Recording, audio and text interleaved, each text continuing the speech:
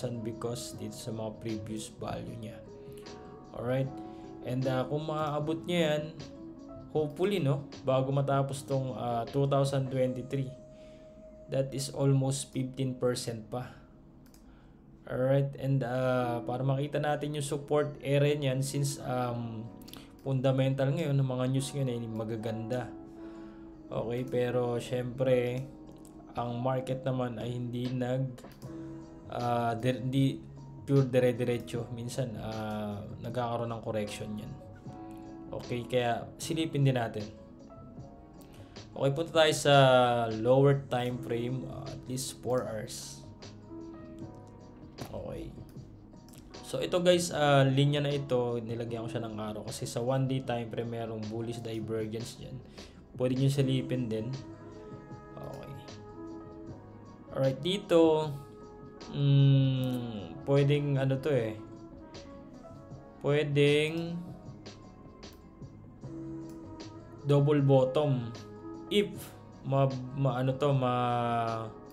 magkakaroon ng breakout dito sa area na to, kung magkakaroon ng teka lang, yan, dito kung mabasag niya to, and then pwede natin i-consider na papunta siya dito sa ating target na 50,000. But kung hindi pa rin ito ma-reject siya dyan, ang gaya na nangyayari ngayon, almost ayaw niyang basagin, so pwede pa siyang bumalik dito at least 40,000. At kung naman to, mabutas pa yan, area na yan, may sasalo naman dyan, which is itong area na to. Yan, almost 38,000. Kagaya sa CME gap natin, meron din yan. CME gap, pwede rin i-check. Alright, ito. So, minsan, bumabalik talaga dyan at kailangan niyang ma-fulfill itong area na to. And then saka babalik yung price niya pataas, paangat. Okay, so dito kailangan muna natin abangan at kung ano yung possible na mangyari dito. So ito, importante ito guys, kung mabasag ito pataas or ma-reject ito papunta dito, papunta sa 40k, and then pwede pang may sumalo sa kanya dito sa almost 37, 38 yan. Alright, so kailangan nyo i-consider din yung mga price na yan bago tayo po mag-enter sa market. Okay, pagka ka naman, position trader ka naman or long term holder, so ang mga masasuggest ko naman, pwedeng ganito.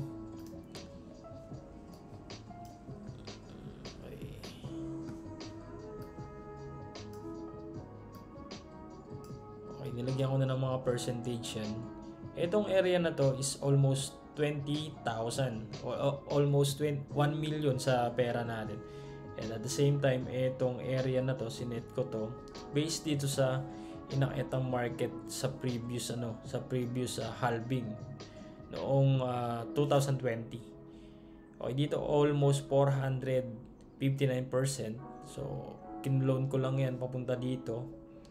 Okay, kasi pag nabasag ito, area na tong all-time high, or dito ko sa sinet, kasi nagkaroon na ng breakdown dito sa breakout dito sa area na to.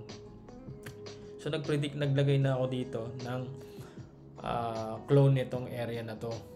So dito nakita ko predicted din ng mga ibang trader, so almost 229,000 USD. Ayan. So, potential. If hindi naman mangyari, kung hanggang dito lang naman sa 95,000, okay lang din. Okay. So, dalawa lang ang possible na mangyari. Okay, dalawa lang ang pwede mong tayaan dito sa scenario na to. Malugi ka ng 50%, babalik siya sa 20,000, which is ang daming support level dyan. Ang daming news dito sa area na to na talaga namang pinababa yung presyo, di ba? Dito kokonti pa lang yung nagiging good side. Gagaya ng ETF, hindi pa naman totally approved. 'Di ba? At the same time napipigilan pa dahil yung Binance may mga lumalabas pang issue dito, 'di ba? So itong May by 2024, ito yung halving. So potential ito na pag binasag nga talaga yan or nagdire-diretso dito sa almost 95,000. Itong 95,000 pwede maging all-time high. Okay. So ito yung tinatawag kung tataya ka is almost pwede ka malugi ng 50%. At kung mananalo ka naman, pwede kang manalo ng almost 121%. Disclaimer, no financial advisor, only crypto analysis. So gusto ko lang ipakita kung ano yung mga possibility na pwede mangyari or scenario kung papasok ka ngayon sa crypto or kay Bitcoin. Okay? So dun sa mga hindi pa nakasubscribe guys sa YouTube channel, meron tayong YouTube channel. Ito yung YouTube channel natin. Kitang-kita nyo naman, almost 20,000 pa lang ina-update na natin yung market. Okay? So dito medyo naging busy tayo. Hindi tayo nakapag-update. Alright? Meron din tayong